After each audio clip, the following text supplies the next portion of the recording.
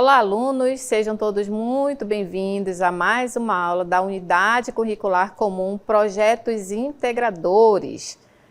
Eu sou a professora Cristiane Marques e vou ficar com vocês aqui nesta aula. Então, vamos ver qual é o objeto de conhecimento dessa nossa aula? Objeto de conhecimento da aula 11, a matemática na sociedade. E o detalhamento, sistema de numeração, origem e seus objetivos. Então, agora vamos para a nossa aula.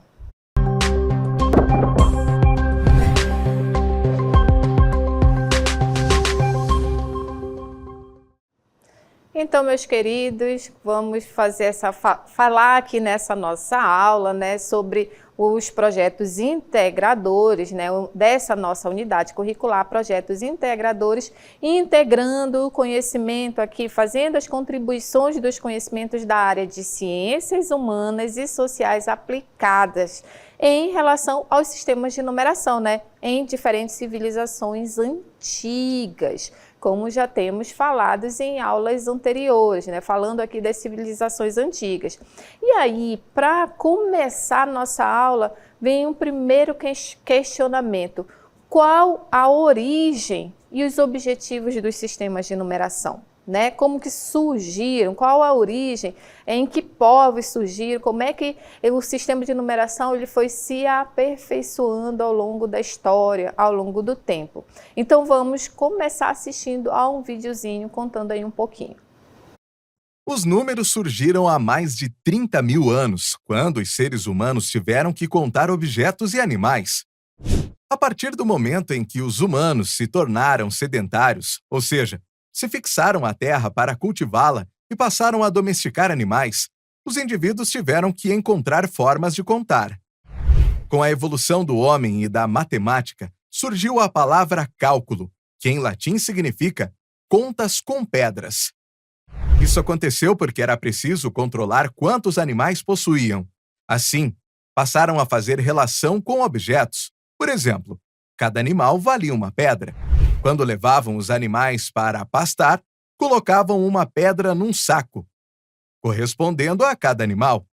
No final do dia, quando os animais voltavam ao cercado, bastava contar as pedras no saco para saber se todos estavam ali ou se algum tinha se perdido. Também utilizavam traços marcados em galhos de árvores ou ossos de animais. Um traço correspondia a um objeto, 2 traços, 2 objetos, e assim sucessivamente. Estes métodos eram bons para pequenas quantidades. No entanto, quando era preciso contar muitas coisas, ficava mais complicado. Uma das formas encontradas para facilitar a contagem de grandes quantidades foi agrupar os objetos a cada 10 unidades. Isso aconteceu porque temos 10 dedos nas mãos. Há registros de vários sistemas de numeração durante a história das civilizações. Cada povo desenvolveu um tipo de grafia para os números e, consequentemente, houve sistemas numéricos diferentes, com quantidade de símbolos e rigor matemático distintos. Muito bem, viram aí como que se iniciou, como houve a necessidade de fazer a contagem, contar os objetos. Então, os homens começaram a desenvolver métodos para a contagem, como vocês acabaram de ver aí no nosso videozinho, Então, agora vamos ver os tipos de sistemas de numeração. Observe, os sistemas de numeração, nós vamos ver nesta aula, desenvolvido pelos seguintes povos antigos, os da Mesopotâmia, os sumérios e babilônios, os romanos, os egípcios, os gregos e também o sistema de numeração indo-arábico. E aí eu trago aqui para vocês o primeiro deles, que é o sistema de numeração dos sumérios e babilônicos, que é esse sistema aqui, esse sistema de numeração. O povo sumério que habitou a região da Mesopotâmia, ele foi o responsável pelo desenvolvimento da escrita cuneiforme, Então, esse sistema de numeração desenvolvido por esse povo, ele foi o primeiro, mas ele foi difundido mais ali na região da Mesopotâmia pelos babilônios, Na verdade, não se sabe ao certo mesmo quem foi o povo que iniciou, quem foi o responsável difusão, na verdade pela difusão foram os babilônios, que foi responsável pela construção aqui desse sistema de numeração. Mas o que se sabe é que já existia na época dos sumérios, né? Já era conhecido pelos sumérios. Então esses aqui é o sistema de numeração conhecido pelos sumérios, que foi primeiro e depois foi difundido ali pelos babilônios, né? Observem como é que eles estão, esse sistema de numeração. Eu trouxe aqui para vocês até o 59 e ele até o 60, né? O povo sumério que habitou essa região aí da Mesopotâmia, ele foi responsável pelo desenvolvimento, como eu já falei, da escrita cuneiforme, né? Então, continuando aqui, esse sistema de numeração aqui, ele é, como é que se diz? Ele é representado por 2 símbolos apenas. Vocês podem observar aqui, ó, o número 1, esse símbolo, e o número 10, o 10, o 20, o 30, o 40 e o 50 é um outro símbolo. Então são apenas 2 símbolos que representam aí esse sistema de numeração. E quando eles queriam indicar a quantidade, eles iam juntando aí esses símbolos de acordo com a quantidade do que eles necessitavam fazer a contagem, né? Então, os babilônios, eles foram aperfeiçoando de acordo com a necessidade da cobrança dos impostos e também da necessidade de aperfeiçoar ali a contagem do comércio. E esses símbolos que representam esse sistema de numeração, eles têm 2 nomes, né? Observem aqui na cartela os nomes para a gente conhecer as características deles. Observem aí na cartela. É o cravo e a asna, né?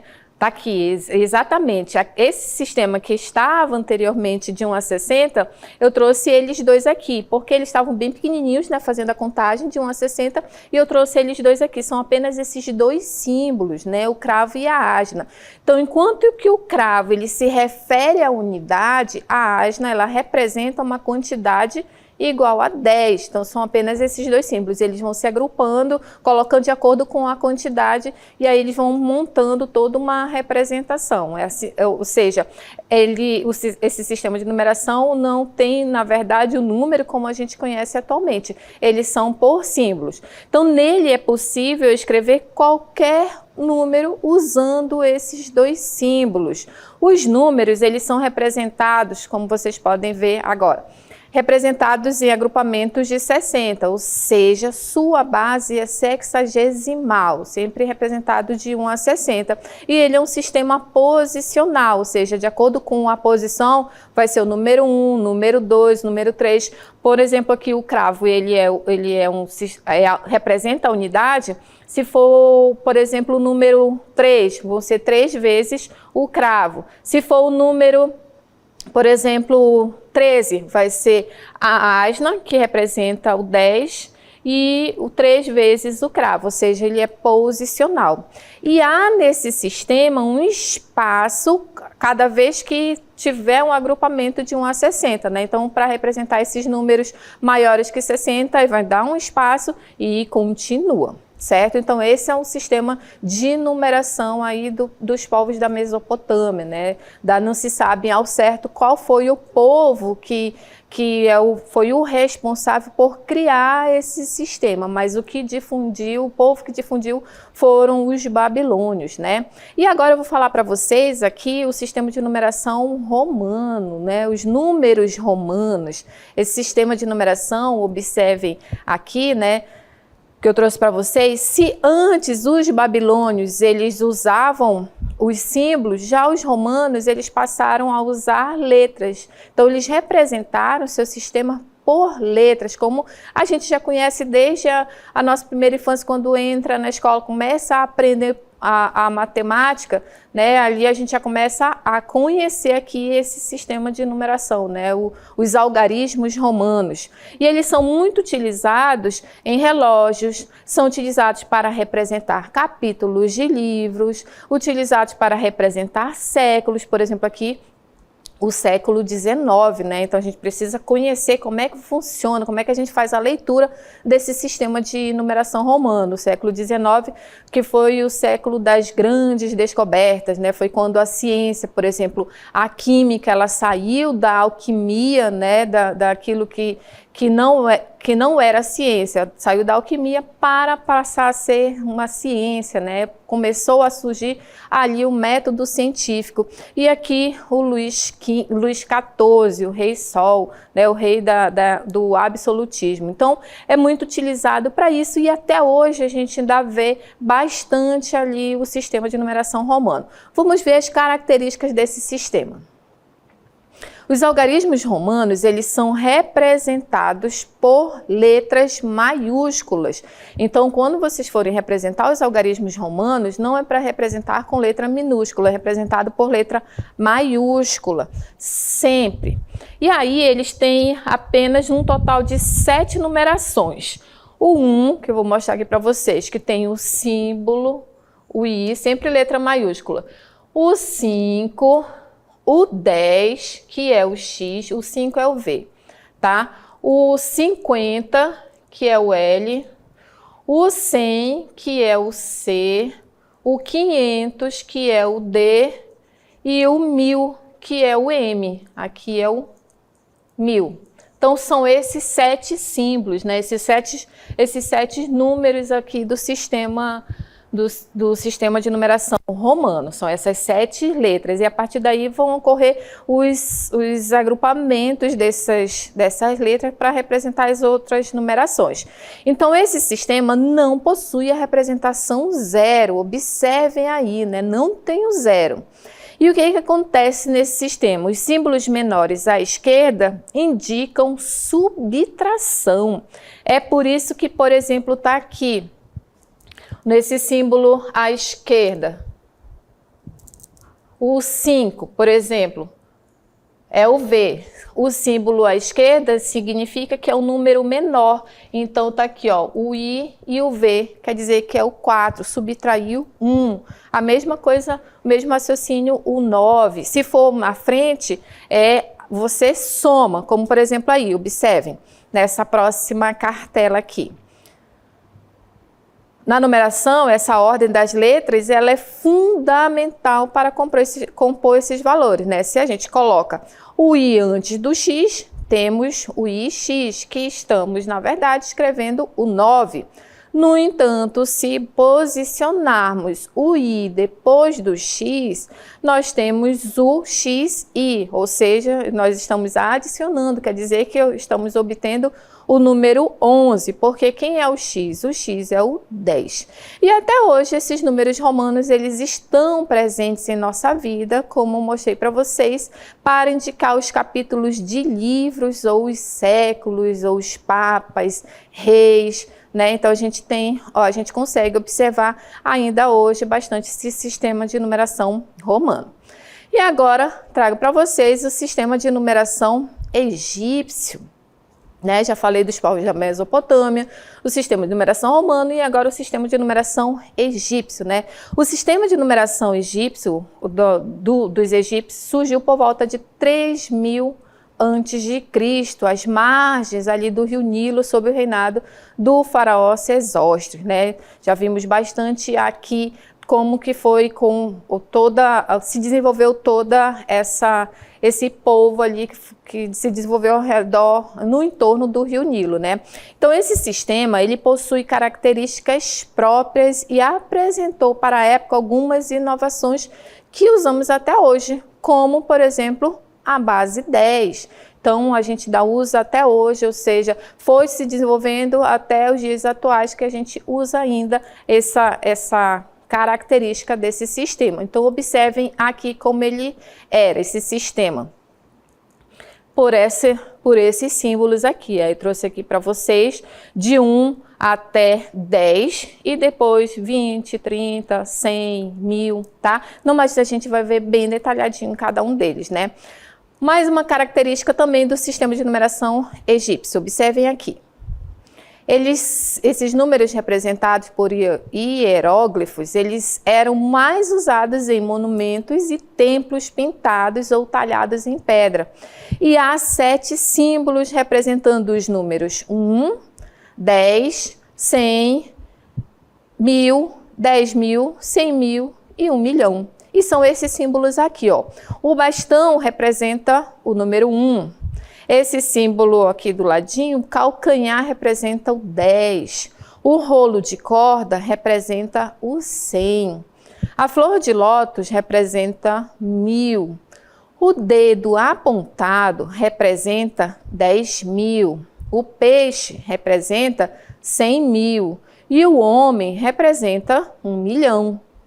Então, aqui eu trouxe um exemplo para vocês desse sistema de numeração. Eu trouxe esses 3 números aqui para vocês.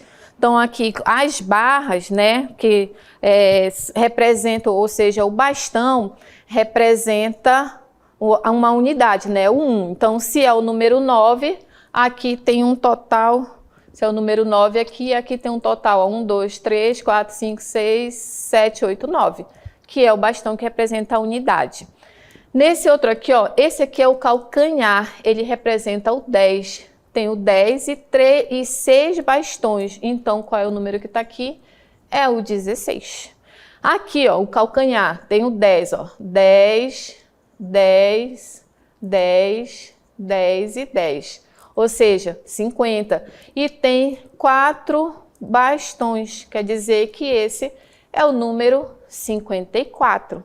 Então, assim é a representação. Mais um para vocês aqui, mais 2 exemplos para vocês aqui. Observem. 1723, olhem só, esse daqui é a flor de lótus. A flor de lótus representa o 1000. E esse daqui é o da corda, né? Quer dizer que representa 100. Então, tem quantos aqui? 1, 2, 3, 4, 5, 6, 7. Então, ó, 700, ó, 1700. Tem 2 vezes aqui o calcanhar, que representa 10, né? 10 e 10, ou seja, 20, e 3 bastões. Esse número é o 1723. E aqui o mesmo raciocínio, ó. Esse daqui, o dedo apontado, representa 10.000. Então, tem 10.000 e tem 4 vezes aqui o da corda, quer dizer que tem 400. Esse é o número 1400. Então, assim que eles representavam a sua numeração por símbolos. Então, aqui eu trouxe para vocês também uma placa mostrando, né, como exemplo, esses números, né, que são os hieróglifos, eram bastante encontrados dentro dos templos. Então, quer dizer que todos esses riscos aos nossos olhos, na verdade, eram um sistema de numeração, ok? E agora eu trago para vocês o sistema de numeração grego. Tá aqui, ó. Sistema de numeração grego. Ele, nesse caso aqui, a gente já conhece bastante, né? Os gregos, eles são considerados os pais da democracia, né? E da filosofia.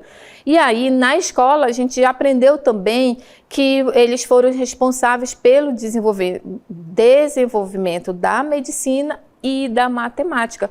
Portanto, esses números aqui, eles eram bastante utilizados nessa civilização. Cerca de 3.300 anos atrás, o que eles fizeram? Eles fizeram algumas modificações, né, nesse sistema de numeração para chegar no que nós temos hoje, né? Eles fizeram uma alteração que antes eles utilizavam sempre a primeira letra do nome, né? Por exemplo, o alfa, a primeira letra, o A, e assim sucessivamente. Aí depois eles começaram a acrescentar as letras iniciais dos seus nomes, né? Eles começaram a acrescentar também ali os números. Então, esse aqui é o sistema de numeração grego. E a partir dessa mudança que eles fizeram, surgiu um novo sistema numérico, onde todas as letras do alfabeto grego, mas as 3 letras do alfabeto fenício, eles eram utilizados como símbolos numerais. Então, esses aqui a gente já conhece bastante, né? Quem for também estudar física, a gente também encontra esse sistema de numeração grego na física, na química, na matemática, em todas as outras áreas que a gente tem cálculos, né? A gente encontra ainda esse sistema de numeração. Por exemplo, o pi, a gente encontra na física, na matemática, alfa, beta, gama, todos, tal, tem aqui o sistema, o tal, lambda, então eles são muito utilizados nas áreas das ciências para fazer diversos cálculos. Vamos ver mais um pouquinho uma característica sobre esse sistema de numeração. Observe. Para representar os números, os gregos eles precisavam memorizar 27 letras, né? As 9 primeiras, elas representavam de 1 a 9, que são essas aqui, representavam de 1 a 9. Essas eles tinham que memorizar. Olha só como eles tinham trabalho para fazer os cálculos deles, né? De 1 a 9. Essas outras aqui, ó, representavam de 10 a 90, e as últimas representavam de 100 a 900. Então, era preciso memorizar. Então, imagino que dava bastante trabalho para eles fazerem cálculos muito extensos, né? Porque eles tinham que memorizar aí todas essas 27 letras. Então, imagino que dava bastante trabalho. E aí surgiu um outro sistema de numeração, claro que com o passar do tempo, que é o sistema de numeração decimal, ou também conhecido como indo-arábico. Na verdade, indo-arábico conhecido como sistema de numeração decimal, que é o que a gente utiliza hoje, né? Esse sistema de numeração que a gente usa bastante.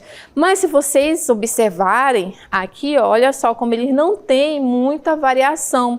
Desde que ele surgiu, né, ali pelo século III a.C., então não tem tanta variação.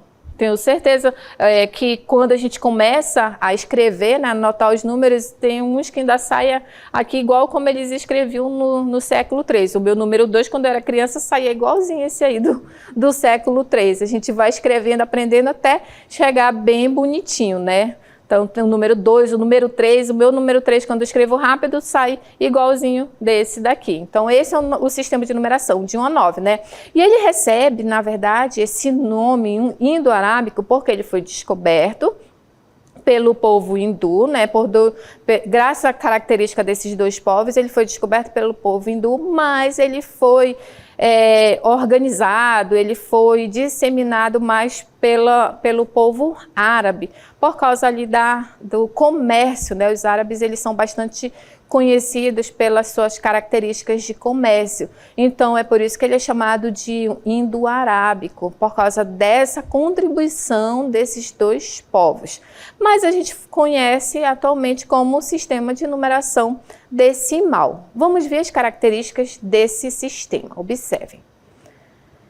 Esse sistema de numeração decimal, ele é organizado a partir da junção de algarismos indo-arábicos. Com eles, é possível escrever qualquer número para representar qualquer quantidade numérica, que a gente já conhece, é 1, o 2, o 3, o 4, o 5, 6, 7, 8 e 9, né?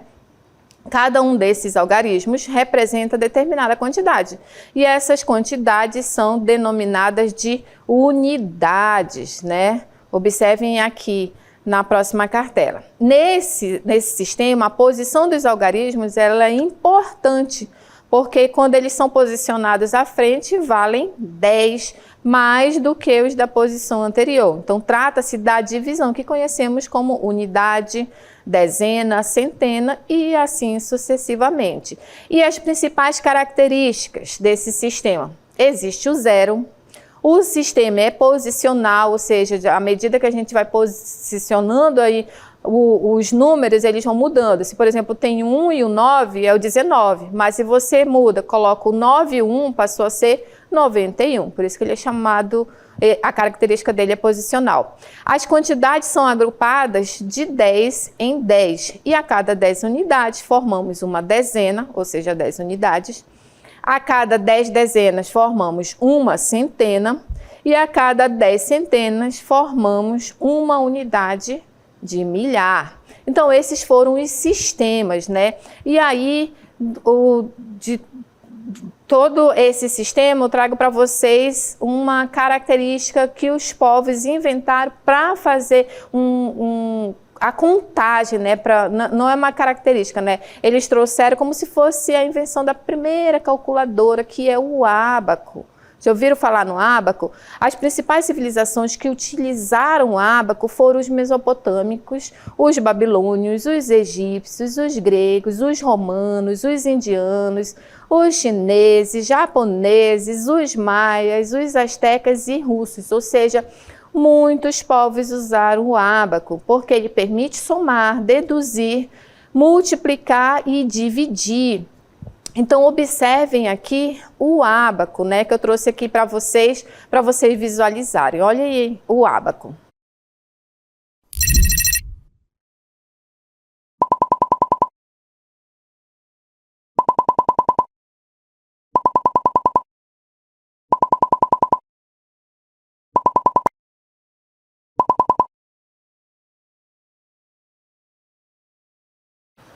Viram aí, né, o ábaco? Vocês já devem ter visto nas escolas, né, devem ter visto aí na sua escola o ábaco. Ele, na verdade, é uma das mais antigas calculadoras, como eu já falei para vocês, que o homem já utilizou. Os egípcios, no ano de 500 a.C., eles inventaram esse primeiro dispositivo para calcular, né? Você lembra do início do vídeo que eles colocavam pedrinhas, saquinhos, né?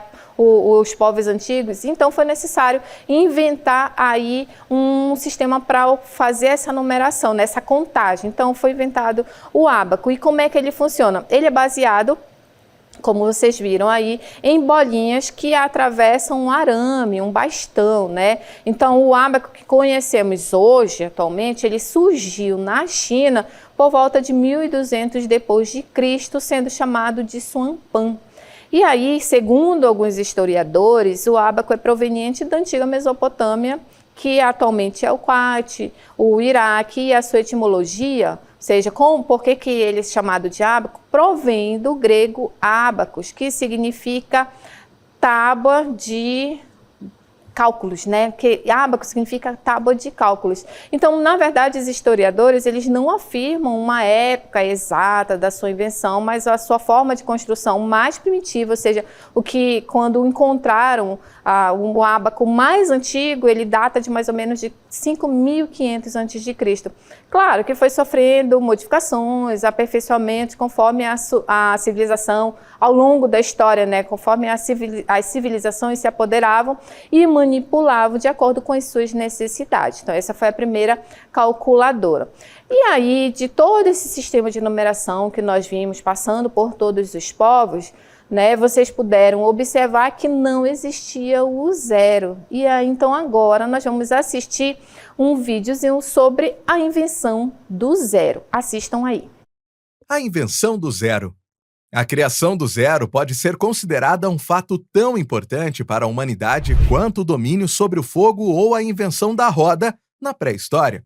Os primeiros que chegaram à noção de zero foram os babilônios, povo que habitou a Mesopotâmia, atual Iraque, por volta de 2500 a.C. Na América Central, os maias também chegaram à representação do zero e usavam várias formas para representá-lo. Os indianos conheciam a noção de vazio e empregavam a palavra shúnya para representá-lo. Já na Europa, levado pelos árabes, ficou conhecido como Zéfirum, depois Zéfiro e, finalmente, zero. Dos indianos aos árabes, a forma do zero mudou de um ponto para um círculo. Na Europa, o zero encontrou forte resistência. Várias superstições e o medo do desconhecido do zero impediam seu uso. Além disso, com a popularização do conhecimento do zero e dos outros algarismos indo-arábicos, havia o perigo de que qualquer um pudesse fazer contas, habilidade que até então poucos detinham. Muito bem, vimos aí a história da invenção do zero, né? Vimos nesta aula de hoje sobre os sistemas de numerações dos povos antigos, cada um com as suas características, alguns representados por letras, alguns representados por símbolos e, por último, o nosso atual sistema decimal, que é representado por número, né? Que tem aí os números de 1 a 9 e aí a gente insere também o zero. Espero que vocês tenham gostado, tenham compreendido esta aula. Muito obrigada pela atenção e até a próxima aula.